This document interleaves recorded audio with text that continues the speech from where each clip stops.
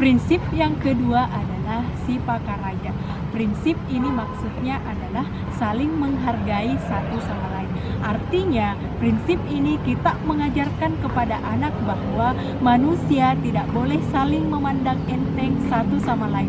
Dengan kata lain, tidak ada alasan untuk meremehkan orang lain sebab setiap manusia memiliki kelebihan dan kelemahan yang harus ditempatkan secara proporsional dan berimbang. Untuk prinsip yang ketiga yaitu Sipakalobi. Maksud dari prinsip ini yaitu saling memuliakan satu sama lain. Pada prinsip ini kita memahamkan kepada anak bahwa setiap manusia memiliki kemuliaan dan kehormatan yang harus dijaga satu sama lain. Hal ini juga menegaskan bahwa tidak ada perbedaan derajat antara satu manusia dengan manusia yang lain sebab manusia memiliki kedudukan yang sama di hadapan Sang Pencipta sebagai hamba. Maka dari itu, dengan status apapun baik sosial dan kemasyarakatan memiliki derajat yang sama sehingga seharusnya saling memuliakan dan tidak menghina orang lain. Selanjutnya, prinsip yang keempat yaitu prinsip Sipakaina. Prinsip ini artinya adalah saling mengingatkan untuk kebenaran. Pada prinsip ini menegaskan penting semangat saling menyadarkan atau mengingatkan apabila ada sesuatu yang keliru.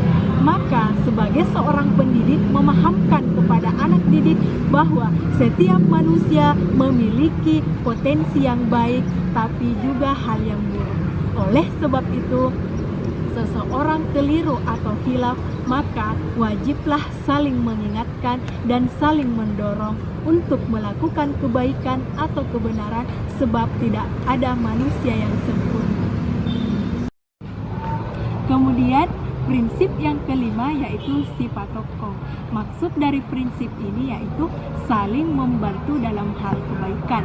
Prinsip ini menegaskan bahwa setiap manusia harus saling membangkitkan atau saling membangunkan satu sama lain. Jadi dapat diajarkan kepada anak, manusia harus saling memberi dorongan atau dukungan sehingga semua potensi dapat berkembang dengan baik. Implementasi dari prinsip ini juga bermakna memberikan saran yang sifatnya membangun dan tidak bermaksud menjatuhkan kehormatan orang lain, terutama di depan umum.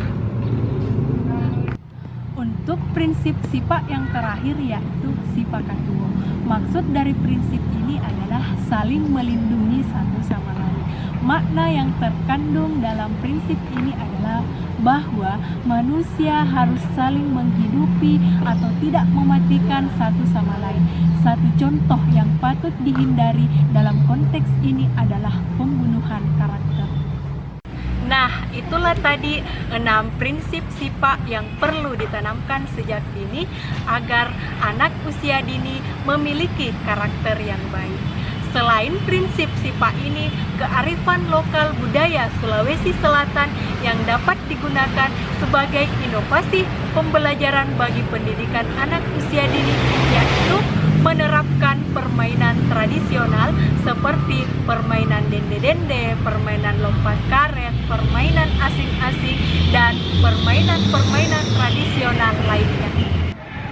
Selain mengenalkan permainan tradisional tadi, kita juga dapat mengenalkan kepada anak tentang tari adat Sulawesi Selatan, yaitu kita mengenalkan tari Pak Dupa, tari Pakarena, tari Mampak Dendang, dan lain-lain. Dengan cara memperlihatkan video atau melatih anak melakukan gerakan tari adat Sulawesi Selatan.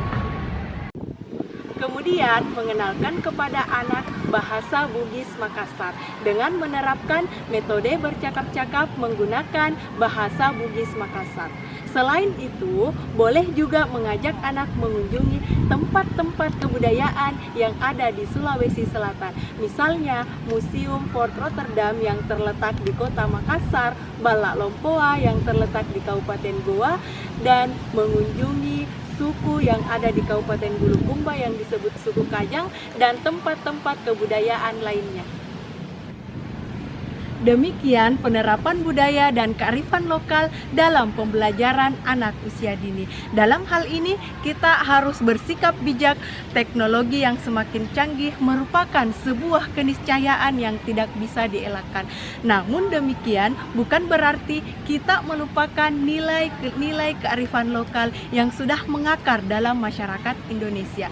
Menjadi pekerjaan rumah buat kita semua para praktisi pendidikan, terutama pendidikan anak usia dini, untuk mengenalkan nilai-nilai kearifan lokal kepada anak-anak sebagai pewaris kehidupan kelak. Kalau bukan anak-anak, siapa lagi yang akan menjaga kearifan lokal Indonesia?